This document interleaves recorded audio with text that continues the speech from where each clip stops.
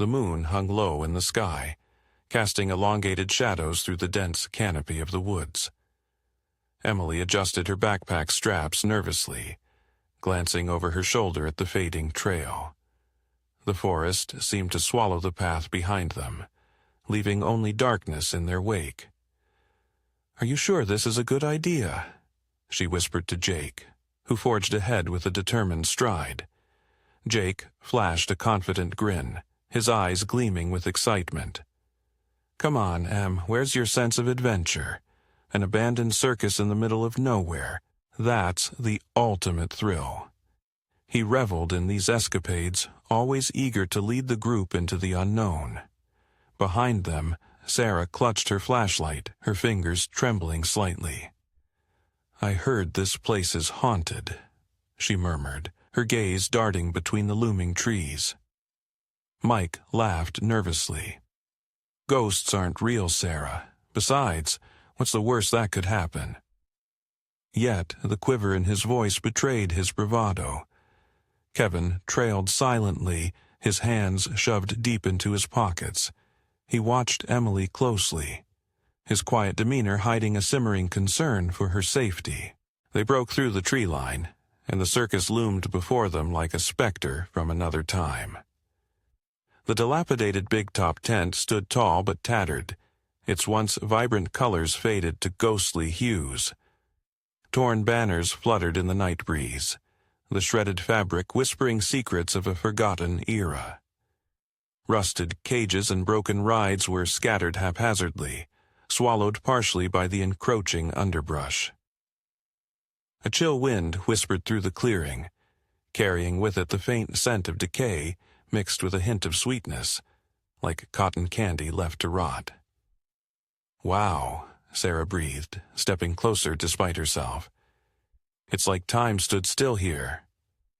Mike let out a low whistle. Or maybe time just gave up on this place. Emily's gaze wandered over the eerie landscape, a mix of fear and intrigue knotting in her stomach.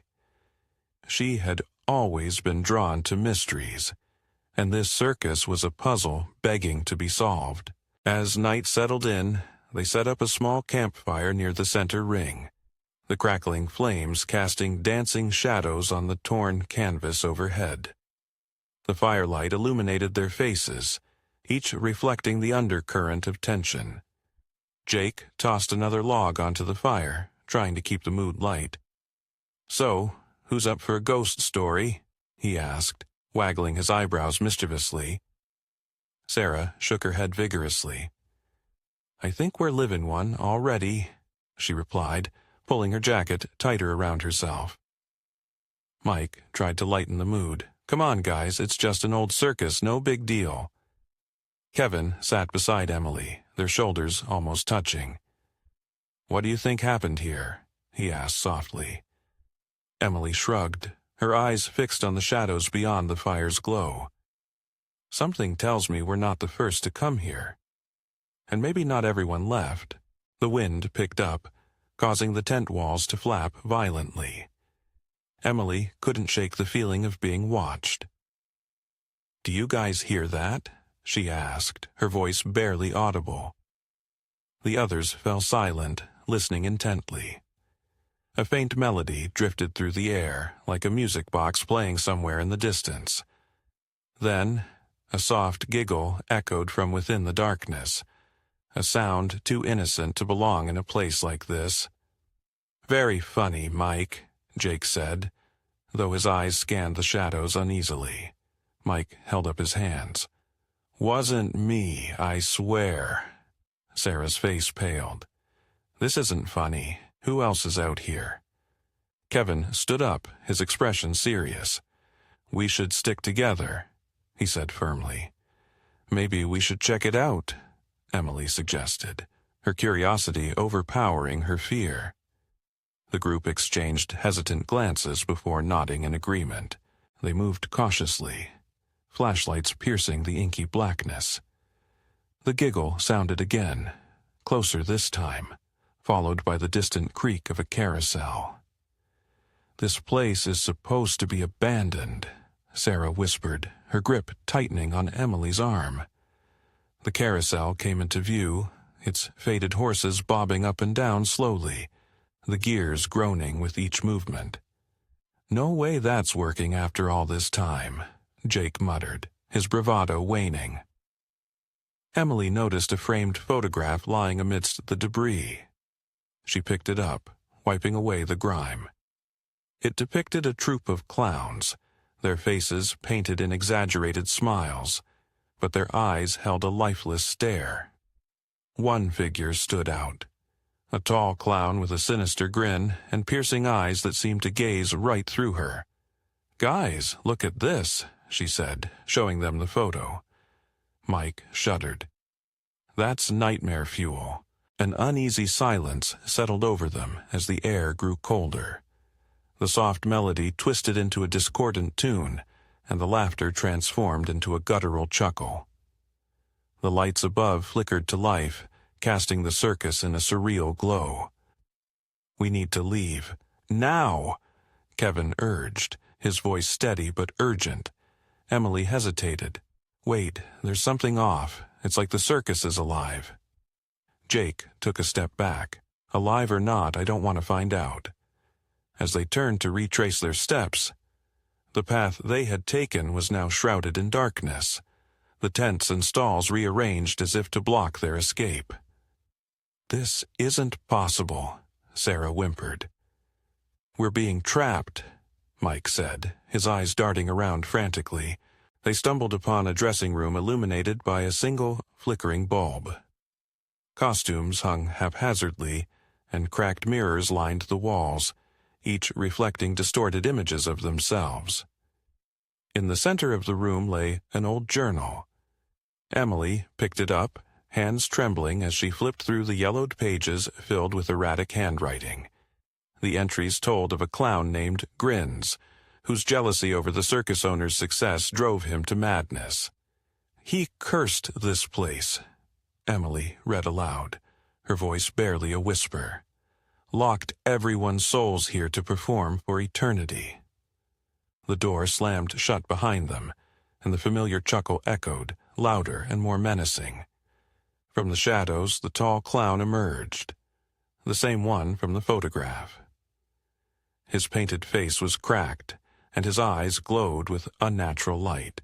"Welcome, dear guests," he crooned, his voice dripping with malice.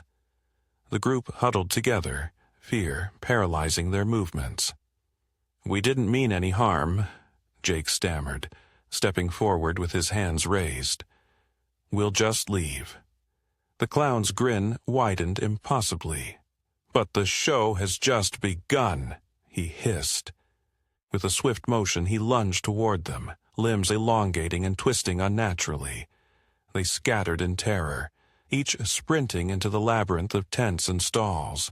Emily found herself alone, the cacophony of distorted carnival music surrounding her. "Kevin! Sarah!" she called out, her voice swallowed by the void. She could hear Mike's panicked breath somewhere nearby, followed by a sharp cry. "Mike!" There was no response, only the relentless, mocking laughter. Desperate, she clutched the journal to her chest, searching for any clue to end the nightmare. Flipping through the pages, a passage caught her eye. "The mask is the key. Destroy it, and the souls shall be free." Reuniting with Kevin near the center ring, she shared her discovery. "We have to find his mask," she said urgently. "It's the source of his power." Kevin nodded, determination hardening his features. "Together," he said. The clown's presence loomed ever closer, shadows twisting into his form. "You can't hide," he taunted. They raced toward the clown car they'd passed earlier, its once bright paint now peeling and rusted. Inside, amidst old props and tattered costumes, lay a grotesque mask, the same sinister grin frozen in time. As they lifted the mask, a surge of cold energy pulsed through the air. The clown appeared before them, eyes blazing. "That doesn't belong to you," he snarled. Emily's heart pounded in her chest.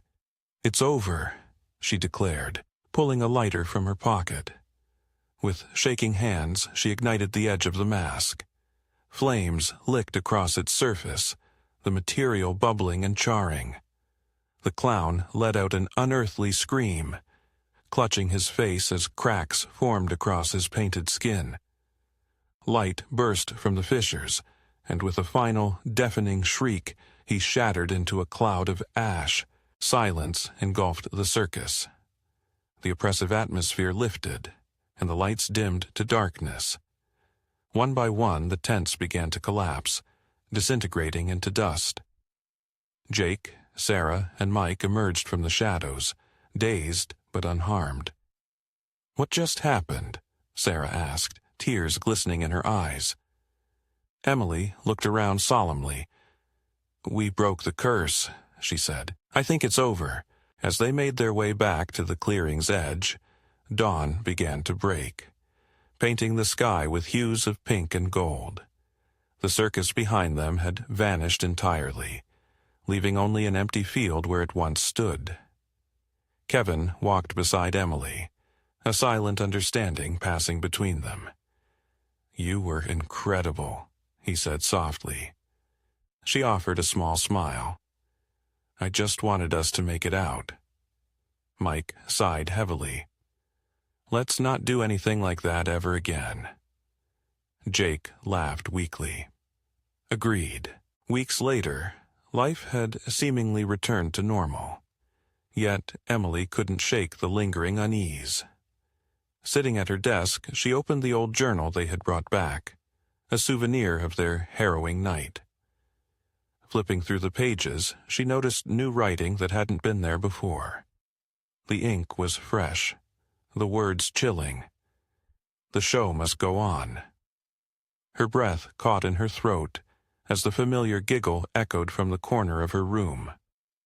She spun around, but there was nothing there, only the shadows dancing along the wall. A sudden knock at her window made her jump.